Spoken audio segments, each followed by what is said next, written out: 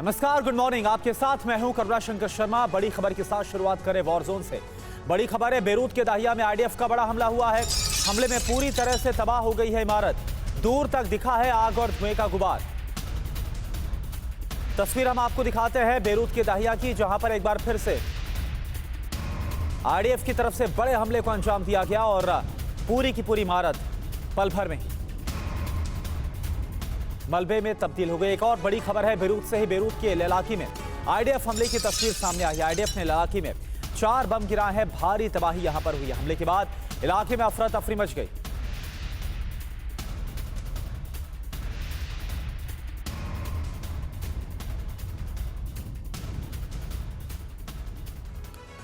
एक अक्टूबर और 19 अक्टूबर, ये 2 तारीखें इजरायल के गौरव पर ईरान की चोट है।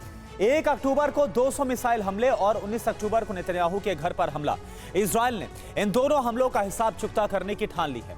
अमेरिका को साफ कह दिया गया है कि ईरान पर हमला होना निश्चित हो चुका है, लेकिन यह हमला किस तरह का होगा, इसका प्लान अमेरिका को भी नहीं सौंपा गया है। इजरायल का टारगेट ईरान के सुप्रीम कमांडर है। खामनेई की हत्या का प्लान तैयार हो गया है। इस रिपोर्ट में हम आपको बता रहे हैं कि इजरायल ये कैसे करने वाला है, इस ऑपरेशन की जिम्मेदारी किसे दी गई है और कैसे इस ऑपरेशन से पूरा अरब परमाणु संकट में फंस सकता है।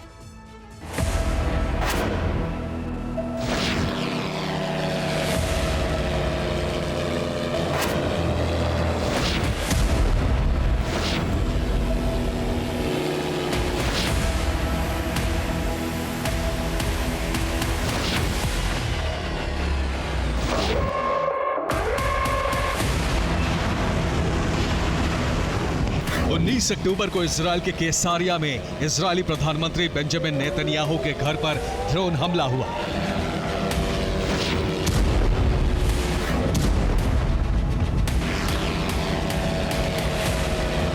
इजरायली सुरक्षा एजेंसियों की वजह से बेंजामिन नेतन्याहू की जान बच गई, लेकिन इस हमले को इजरायल सरकार ने बहुत गंभीरता से लिया है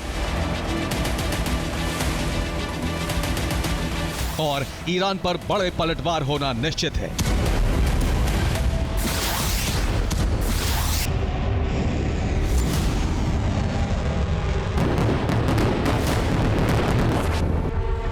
इस बात के संकेत मिले हैं अमेरिका के विदेश मंत्री एंटनी ब्लिंकन और बेंजामिन नेतन्याहू की मुलाकात से।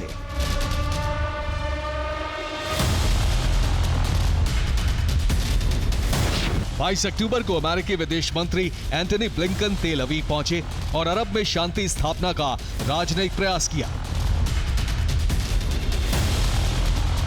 लेकिन बेंजामिन के साथ हुई मुलाकात में बात बनी नहीं।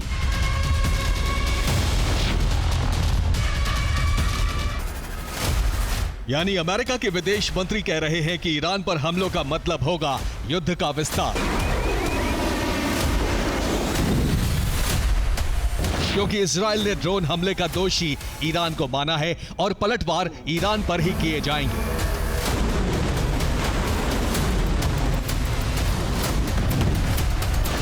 इसी जंग को रुकवाने के लिए ब्लिंकन तेल अवीव पहुंचे, लेकिन बेंजामिन ने साफ इनकार कर दिया।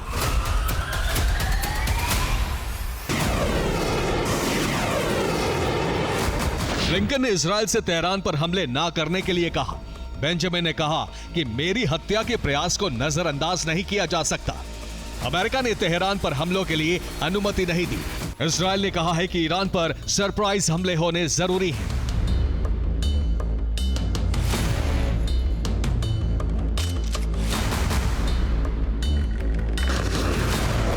यानी अमेरिका से अनुमति ना मिलने के बाद भी इजरायल ईरान पर हमले करने को तैयार है।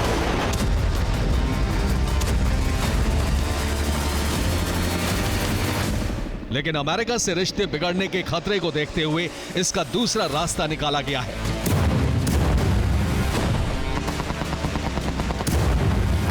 इजरायल तेहरान को सबसे बड़ा झटका देने का ब्लूप्रिंट तैयार कर चुका है। इजरायल बेंजामिन के घर पर हमले का बदला खामनेई के मर्डर से लेने का प्लान बना रहा है। तेहरान में इजरायल के एजेंट खामनेई की हानिया की तरह हत्या कर सकते हैं। इसके साथ ही IRGC सेना के मुख्य कमांडरों की हत्या कराई जा सकती है। इस काम में ईरान के विद्रोही गुटों का इस्तेमाल किया जा सकता है।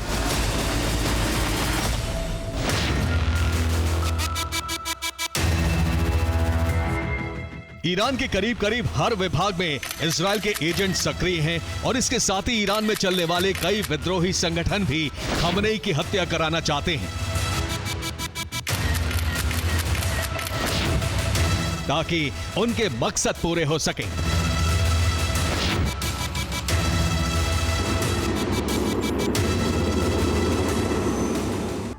ईरान के अलग अलग इलाकों में कई विद्रोही गुट सक्रिय हैं। इसमें पहला है एमईके, इसे People's Mujahedin Organization of Iran के नाम से भी जाना जाता है। 1989 की क्रांति में एमईके संगठन आईआरजीसी के साथ था। आईआरजीसी के मतभेद के बाद 1980 की जंग में इसने इराक का साथ दिया। साल 2000 में ऑपरेशन बहमन के तहत इसने ईरानी सुप्रीम लीडर के दफ्तर पर मोटार से हमला किया था। दूसरा गुट है पीटीकेआई, जिसे the democratic party of Iranian Kurdistan कहा जाता है। यह ईरानी सत्ता के खिलाफ हथियार उठाने वाला कुर्दिश गुट है। तीसरा गुट है पीजेएके, जिसे कुर्दिस्तान फ्री लाइफ पार्टी कहा जाता है। कुर्दिस्तान और करमेन शाह में यह गुट सरकारी संस्थानों पर हमले करता रहता है। चौथा गुट है जैश अल अदल का। यह बलोच गुट 2012 में शुरू हुआ था। बलोच विद्रोहियों का सबसे बड़ा गुट फिलहाल यही है। इस गुट का मुखिया अब्दुल्ला मलिक मुल्ला जादे है। पांचवा गुट है अहवाजी अरब ग्रुप्स। यह गुट खुजिस्तान प्रांत को ईरान से आजाद करना चाहता है। छठवां गुट है एएसएमएलए। यह ईरान में अरबिस्तान की स्थापना के लिए हथियार उठाने वाला गुट है। इन गुटों को ईरान विरोधी कई देशों का समर्थन मिलता है, जैसे एमईके को इजराइल और यूएस का समर्थन है। फंड और हथियार इन्हें दोनों देशों से मिलते हैं। पीजेएके को भी इजराइल और यूएस से ही फंड और हथियार दिए जाते हैं ताकि तेहरान के रेजिस्टेंस ऑफ एक्सिस का जवाब तैयार किया जा सके। बलोच गुट जैश अल अदल को ईरान में सक्रिय रहने के लिए पाकिस्तान का समर्थन मिलता है। एएसएमएलए और अहवाजी अरब ग्रुप्स को सऊदी अरब और यूएई का समर्थन मिलता है, क्योंकि ये अरब मुल्क हैं और सऊदी ईरान से हूती का बदला इन्हीं गुटों के जरिए लेना चाहता है। रिपोर्ट आते हैं।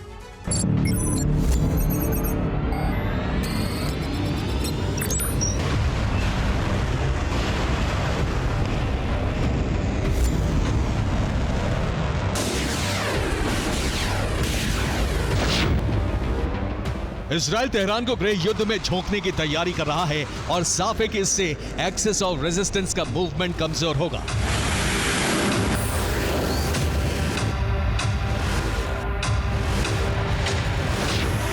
इसीलिए हिजबुल्लाह ने ड्रोन हमले की जिम्मेदारी ली है।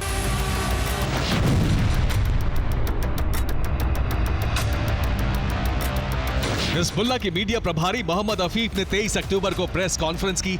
अफीफ ने कहा कि हिजबुल्लाह ने ही केसारिया में एक बेंजामिन के बंगले पर हमला किया था।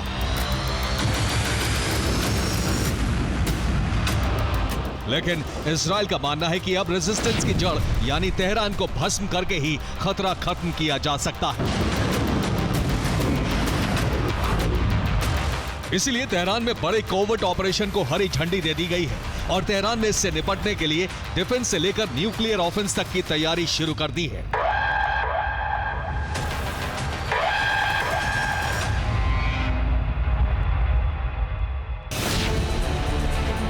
ईरान अपने परमाणु संयंत्रों के आसपास डिफेंस सिस्टम की तैनाती बढ़ा रहा है। इसके साथ ही गैस रिच रिफाइनरियों पर भी डिफेंस सिस्टम बढ़ाए जा रहे हैं।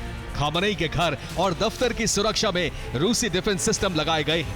ये वही पंजशीर और S-300 डिफेंस सिस्टम हैं जो पुतिन की सुरक्षा में तैनात रहते हैं। ईरान ने ऐलान कर दिया है कि इजराइल उसके लिए सबसे बड़ा खतरा है और आत्मरक्षा के लिए परमाणु हथियार जरूरी हो चुके हैं। माना जा रहा है कि इसीलिए ईरानी वायुसेना के कमांडर पाकिस्तान दौरे पर गए हैं।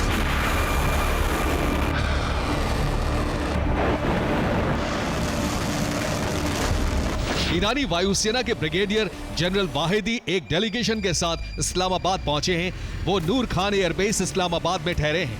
माना जा रहा है कि ईरान पाकिस्तान के बीच परमाणु तकनीक का सौदा हो चुका है।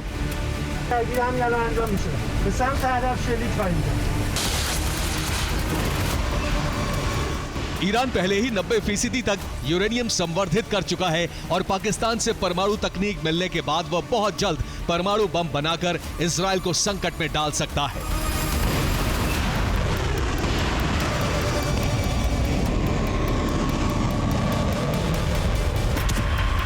Bureau report, TV9 Bharatvarsh. Hezbollah और हूती ने इजराइल की राजधानी तेल अवीव में विनाश की बड़ी आग भड़का दी है। तेल अवीव में सिर्फ 12 घंटे के अंदर 2 बड़े और खतरनाक हमले हो गए। यह हमला हिजबुल्ला और हूती ने किया। हूती ने तो अब तेल अवीव को हाइपरसोनिक मिसाइलों से दहलाना शुरू कर दिया है। हूती ने हाइपरसोनिक मिसाइलों से हमला तब शुरू किया जब हिजबुल्ला के नंबर 2 सैफुद्दीन और उसके साथी कमांडर्स की मौत की पुष्टि हुई।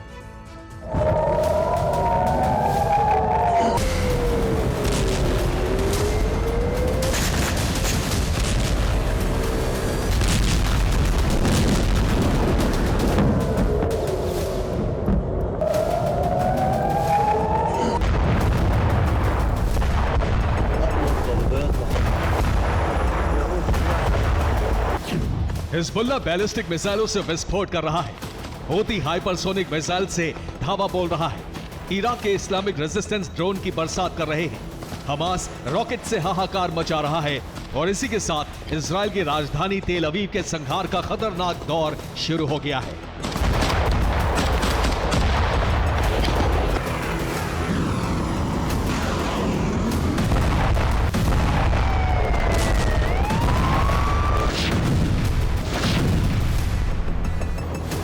ये उस नए और विध्वंसक युद्ध की तस्वीर है जो इजराइल के खिलाफ शुरू हुआ है।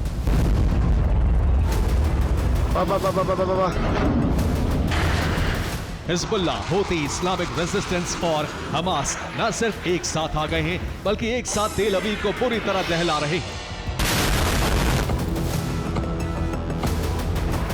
ईरानी प्रॉक्सी जिस तरह से एकजुट होकर बारूदी गर्जना कर रहे हैं उससे तेल अवीव पर अब तक का सबसे बड़ा खतरा मंडराने लगा है।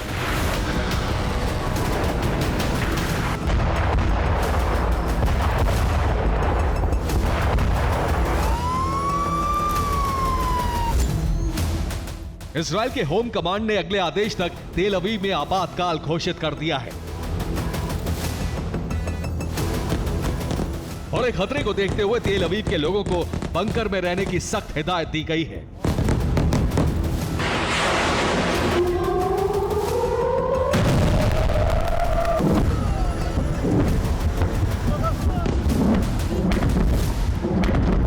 तेल अवीव के सामूहिक संहार की शुरुआत तब हुई जब हिजबुल्ला के नंबर 2 और नसरल्ला के उत्तराधिकारी हाशिम सैफुद्दीन के मौत की पुष्टि हुई।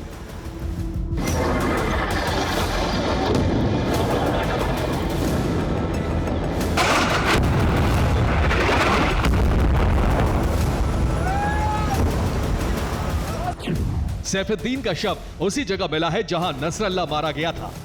बैरूत के दाहिया में मलबे से सैफुद्दीन की लाश मिली। हिजबुल्ला ने भी सैफुद्दीन के मारे जाने की पुष्टि कर दी है। सैफुद्दीन के खात्मे की खबर आई तो हिजबुल्ला के साथ साथ कई प्रॉक्सी संगठन बुरी तरह से बौखला गए।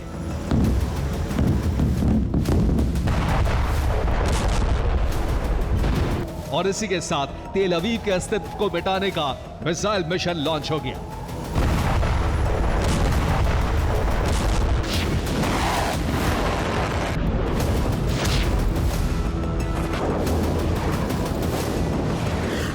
दरअसल इजराइल की बमबारी में न सिर्फ हिजबुल्ला की पूरी लीडरशिप खत्म हो चुकी है बल्कि हिजबुल्ला की सैन्य शक्ति भी तहस नहस हो गई है। इजराइल के हमले में हिजबुल्ला को जबरदस्त नुकसान पहुंच रहा है।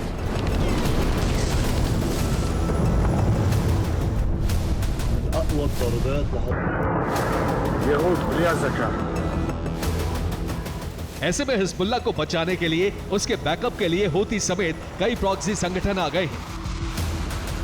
ईरानी प्रॉक्सी का प्राइम टारगेट है इजराइल की राजधानी तेल अवीव। सैफुद्दीन के मारे जाने से सबसे ज्यादा आग बबूला हिजबुल्ला और हूती है। हिजबुल्ला तेल अवीव को बैलिस्टिक मिसाइलों से दहला रहा है तो हूती हाइपरसोनिक मिसाइलों से हमले कर रहा है।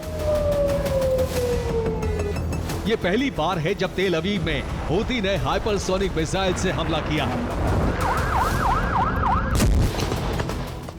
हिजबुल्ला के संपूर्ण संहार के लिए इजराइल ने हमले का पैटर्न बदल दिया है। अब ग्राउंड ऑपरेशन के अलावा इजराइल हिजबुल्ला के नेवल बेस पर भी प्रहार कर रहा है। यानी कि हिजबुल्ला की मिलिट्री बेस और फाइनेंस सेंटर तबाह करने के बाद नेवल पोर्ट को टारगेट किया जा रहा है। इजराइल इसके पीछे। इजराइल का एक बहुत बड़ा प्लान है, क्योंकि लेबनान में हिजबुल्लाह के नेवल बेस पूर्वी भूमध्य सागर के पास पड़ते हैं। ठीक हमास की तरह, जैसे हमास के ठिकाने तबाह हो गए, वैसे ही हिजबुल्लाह के नेवल बेस भी खत्म किए जा रहे हैं। पूर्वी भूमध्य सागर में इजराइल ने अमेरिका के साथ मिलकर जबरदस्त घेराबंदी की है। इजराइल ही नहीं चाहता भूमध्य सागर में ईरानी प्रॉक्सी का दबदबा बढ़े। अगर ऐसा हुआ तो इजराइल के हाथ से भूमध्य सागर का खजाना निकल सकता है।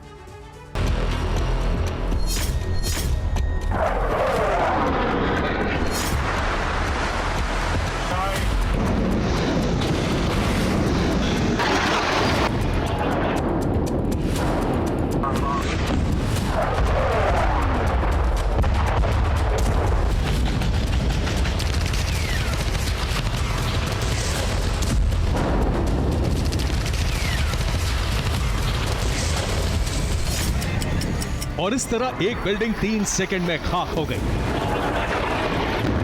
बैरूत में मौजूद इस बिल्डिंग में हिजबुल्लाह का कमांड सेंटर बनाया जा रहा था, जिसे आईडीएफ की एयरफोर्स ने 3 सेकंड में खाक कर दिया। ये सिर्फ एक इमारत नहीं, बल्कि ऐसी दर्जनों इमारतें हैं जहां इजराइल ने भारी तबाही मचाई है।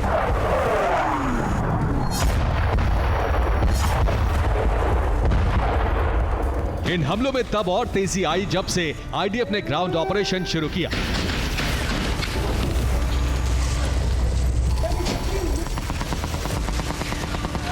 आईडीएफ के सैनिक रेकी करते हैं, घेराबंदी करते हैं, निशानदेही देते हैं और बाकी का काम इजरायली फाइटर जेट कर देते हैं।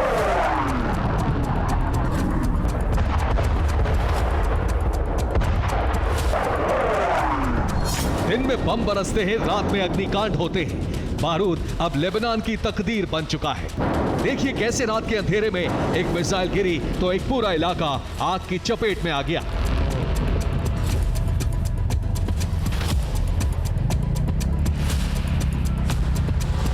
जिस इमारत पर मिसाइल गिरी थी वो पूरी तरह खाक हो गई। एक तरफ लेबनान में आईडीएफ ने ग्राउंड ऑपरेशन तेज कर दिया है, जमीन पर टैंक गरज रहे हैं, दूसरी तरफ आसमान से फाइटर जेट बम बरसा रहे हैं, जबकि इजराइल ने एक और फ्रंट खोल दिया है। अब समंदर से लेबनान में मौजूद हिजबुल्लाह के ठिकानों पर हमले हो रहे हैं। ये ठिकाने पूर्वी भूमध्य सागर के पास किए जा रहे हैं। हमले करने के लिए इजराइल स्पेशल टास्क फोर्स बनाई गई है।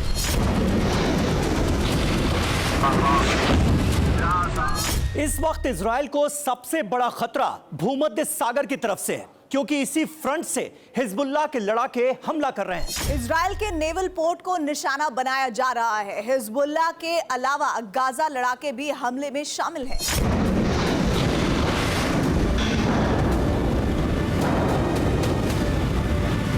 ईरानी प्रॉक्सी के टारगेट पर इजराइल के नेवल पोर्ट हैं। उनके नाम सुन लीजिए: हाइफा, हादेरा, तेल अवीव, अशदोद, अश्कलोन और इलात।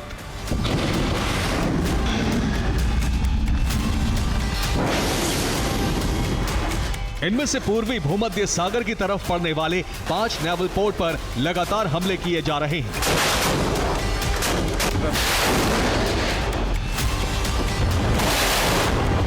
जबकि इलात पर यमन से मिसाइलें दागी जा रही हैं। और इन हमलों के पीछे हिजबुल्लाह की नेवल विंग है, जो अंडरग्राउंड ठिकानों में छुपी हुई है।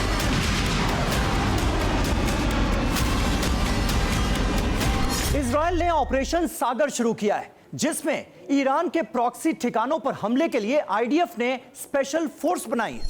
सैटेलाइट से भी लेबनान की निगरानी की जा रही है। बैरूत पोर्ट की कई तस्वीरें मोसाद को पेंटागन ने दी है। यानी इजराइल पूरी तरह से हिजबुल्लाह के कमांड सेंटर और उसका नेटवर्क खाक कर देना चाहता है।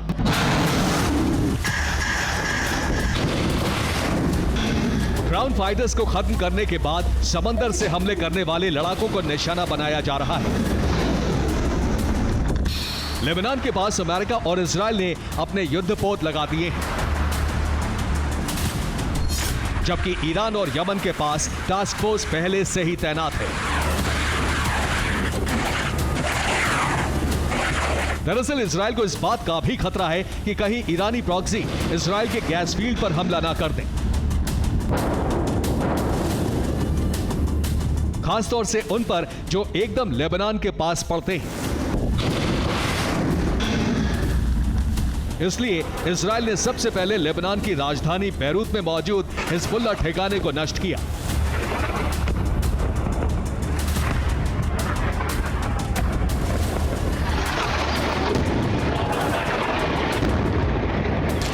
यानी अब भूमध्य सागर धधक रहा है, जंग का नया एपिसेंटर बन चुका है।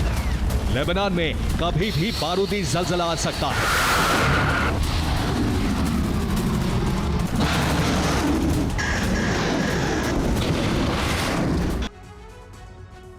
ग्राउंड ऑपरेशन के बाद इजराइल ने हिजबुल्लाह का नौसैनिक अड्डा एयर स्ट्राइक में खाक कर दिया। लेबनान की राजधानी बैरूत के पास हिजबुल्लाह का नेवल बेस मौजूद था। हिजबुल्लाह के नेवल बेस पर कॉम्बैट बोट को तैनात किया गया था। बोट के जरिए हिजबुल्लाह के लड़ाके इजराइल में घुसने की तैयारी में थे। बैरूत नेवल बेस से ही हिजबुल्लाह ने इजराइल के नेवल पोर्ट पर हमला किया था। हिजबुल्लाह ने तेल अवीव और हाइफा पर भी हमले को अंजाम दिया। उन हमलों का बदला लेने के लिए आईडीएफ ने बैरूत नेवल बेस पूरी तरह से तबाह कर दिया। नेवल बेस पर लगा रेडार सिस्टम और लॉन्चिंग साइट खाक हो गए। बेस में मौजूद अंडरग्राउंड हथियार गोदाम भी जला दिया। देखिए आप।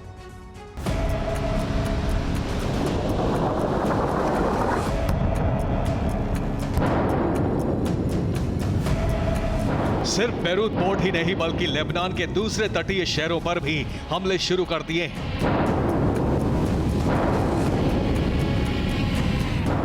ये कुछ घंटे पहले की तस्वीर है जिसमें लेबनान के तियरे पर हमले किए गए।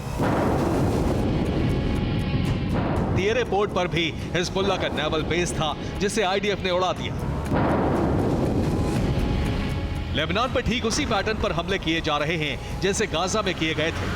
आईडीएफ ने ग्राउंड ऑपरेशन के बाद गाजा में भूमध्य सागर के पास वाले ठिकानों पर हमले किए। अब लेबनान में भी हिजबुल्लाह के नेवल बेस को उड़ाया जा रहा है। दरअसल इसके पीछे इजराइल का एक बड़ा मंसूबा है। भूमध्य सागर में मौजूद खजाने पर है इजराइल की नजर।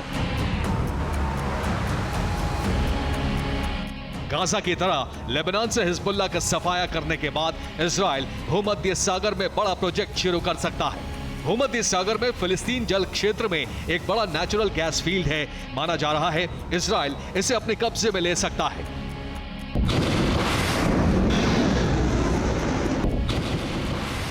इजराइल फिलिस्तीनी अथॉरिटी के बीच लंबे समय से इस गैस फील्ड को लेकर विवाद जारी है। गाजा पट्टी के सागर तट से 36 किलोमीटर दूर Gaza marine natural gas field है। ये सागर में 610 मीटर की गहराई में है। अनुमान है कि इस नेचुरल गैस फील्ड में 3200 करोड़ क्यूबिक मीटर गैस हो सकती है, जो एक बड़ा प्राकृतिक संसाधन है और अभी तक यहाँ गैस फील्ड विकसित नहीं की गई है। 1999 की शुरुआती खोज में भी यह पता लगा था कि इसी क्षेत्र में एक छोटा गैस फील्ड भी है।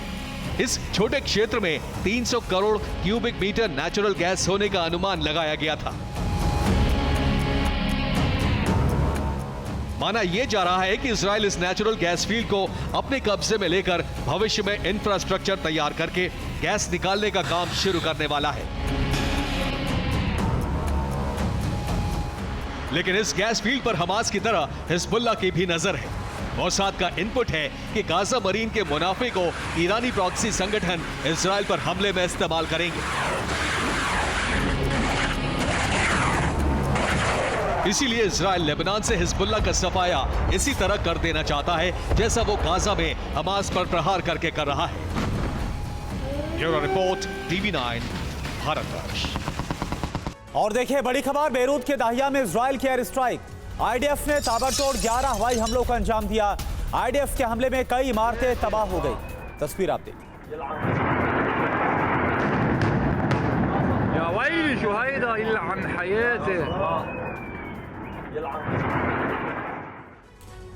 बेंजामिन नेतन्याहू ने संपूर्ण गाजा पर कब्जे का इरादा कर लिया है। इजरायली राष्ट्रपति गाजा का इजराइल में विलय करने की तैयारी में है। हालांकि अमेरिका इसके खिलाफ है, लेकिन नेतन्याहू अमेरिकी फैसले को दरकिनार करके गाजा विलय की जिद पर अड़े हैं। दरअसल माना जा रहा है कि इजराइल बीते 1 साल से इस प्लान पर काम कर रहा है और अब वो अपने मिशन के आखिरी चरण में पहुंच चुका है, जहां से बेंजामिन वापस नहीं लौटना चाहते।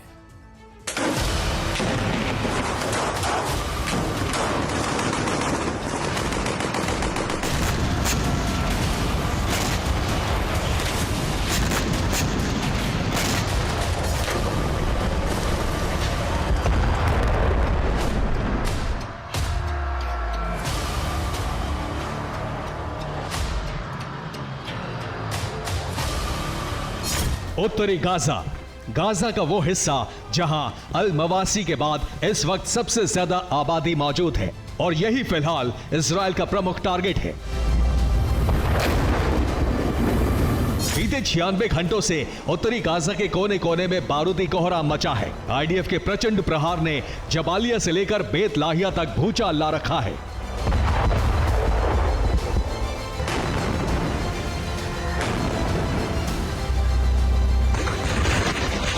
गाजा की तबाही के बीच अमेरिकी विदेश मंत्री एंटनी ब्लिंकन इजराइल पहुंच चुके हैं, जहां उन्होंने बेंजामिन नेतन्याहू से मुलाकात की।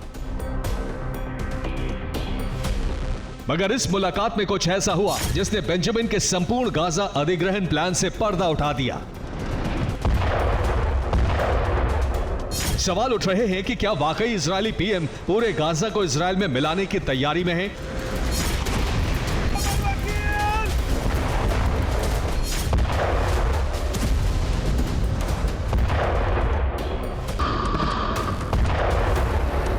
इजरायली वित्त मंत्री का यह बयान 48 घंटे पुराना है, जिसमें उन्होंने संपूर्ण गाजा पर इजरायली बस्तियां बनाने का ऐलान किया था।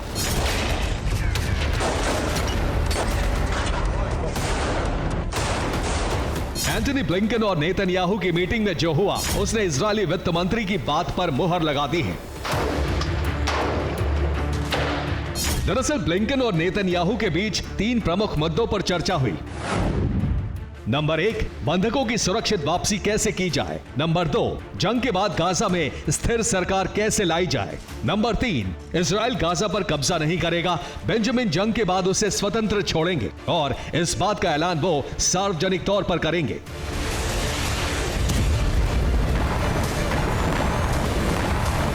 दावा है कि नेतन्याहू ने गाजा पर कब्जा नहीं करने की बात तो मानी, लेकिन इसका सार्वजनिक तौर पर ऐलान करने के मुद्दे पर चुप्पी साध ली।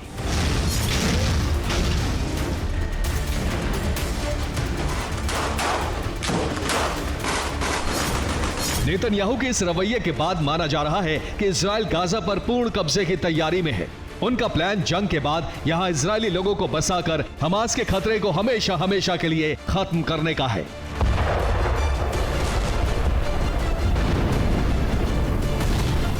एक्सपर्ट्स की माने तो इजराइल ने इसका रोड मैप हाल फिलहाल में तैयार नहीं किया, बल्कि बीते साल 27 अक्टूबर को ग्राउंड ऑपरेशन शुरू करने से पहले संपूर्ण गाजा अधिग्रहण का खाका तैयार हो चुका था।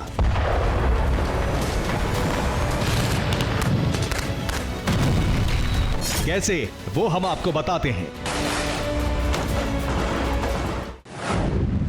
7 अक्टूबर से पहले गाजा की 22 लाख आबादी 5 इलाकों में बटी थी। उत्तरी गाजा, गाजा सिटी, दीर अल बलाह, खान यूनिस और राफा। ग्राउंड ऑपरेशन के बाद इजराइल ने खान यूनिस के पास अल मवासी में ह्यूमन कॉरिडोर बनाया। इजराइल ने इसे गाजा में सबसे सुरक्षित जगह घोषित किया। यह इलाका सिर्फ 50 वर्ग किलोमीटर में फैला है। लेबनान में हिजबुल्लाह ठिकानों पर इजराइल तबाही मचा रहा है। उसका इरादा हिजबुल्लाह का संपूर्ण संहार।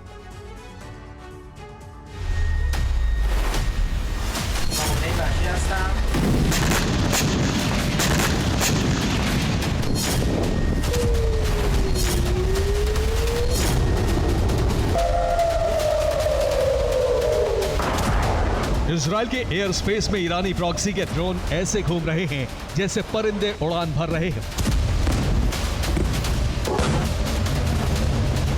इन तस्वीरों को देखिए। ड्रोन का पहला हमला, ड्रोन का दूसरा हमला,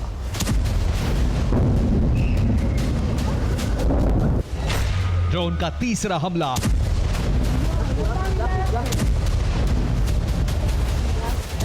ड्रोन का चौथा हमला और ड्रोन का 5वां हमला। जब से इजराइल ने लेबनान में बड़ा ऑपरेशन शुरू किया है, तब से हिजबुल्लाह ने भी रॉकेट और ड्रोन स्ट्राइक बढ़ा दी है।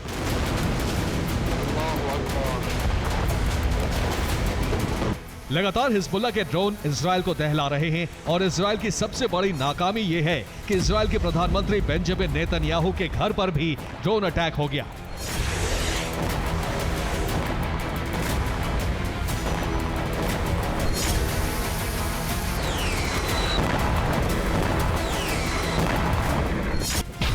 अब सवाल उठ रहा है, क्या इजराइल का डिफेंस सिस्टम पूरी तरह फेल हो चुका है? क्या आयरन डोम ड्रोन नहीं रोक पा रहा है? क्या हिजबुल्लाह नई तकनीक से ड्रोन बना रहा है, जिसके सहारे वो इजरायली डिफेंस सिस्टम को आसानी से भेद रहा है? हाइफा से लेकर गैलीली तक हिजबुल्लाह के ड्रोन हमले हो रहे हैं, लेकिन आयरन डोम उन्हें इंटरसेप्ट नहीं कर पा रहा है।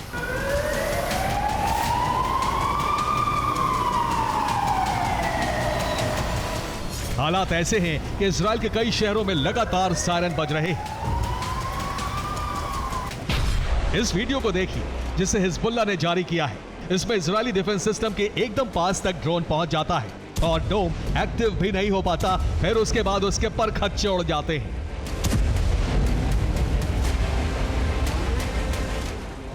अब इस दूसरे वीडियो को देखिए। हिजबुल्लाह ने दावा किया है कि उसके 2 ड्रोन 20 मिनट तक हाइफा के ऊपर मंडराते रहे, लेकिन आयरन डोम उन्हें मार गिराने में नाकाम रहा, जबकि इजराइल की एयरफोर्स भी उसे इंटरसेप्ट नहीं कर पाई। इसके बाद ड्रोन ने भारी तबाही मचाई। इसी तरह कई हमले किए गए। हालांकि कई ड्रोन को मार गिराने का दावा इजराइल ने किया है।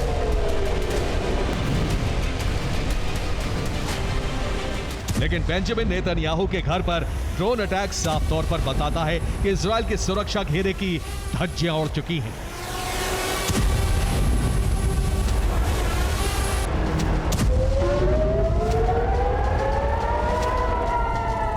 अब सवाल उठ रहा है, आखिर हिजबुल्लाह ने ऐसा कैसे किया? हो सकता है ईरान या फिर रूस से उसे नई तकनीक के ड्रोन मिल रहे हैं जो आयरन डोम को चकमा देने की क्षमता रखते हैं।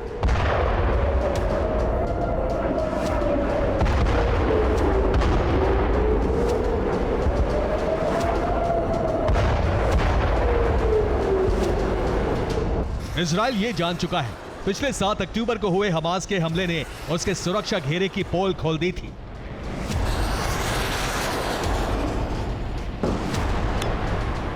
इसलिए वो अब दोबारा जोखिम नहीं लेना चाहता। इसीलिए इजराइल ने 4 लेयर डिफेंस सिस्टम लगाया है, जिसमें सबसे बाहरी पंक्ति में अमेरिका से मिले थाड की तैनाती की है, जबकि सबसे आखिर में आयरन डोम लगाया है। Bureau report, TV9 Bharatvarsh.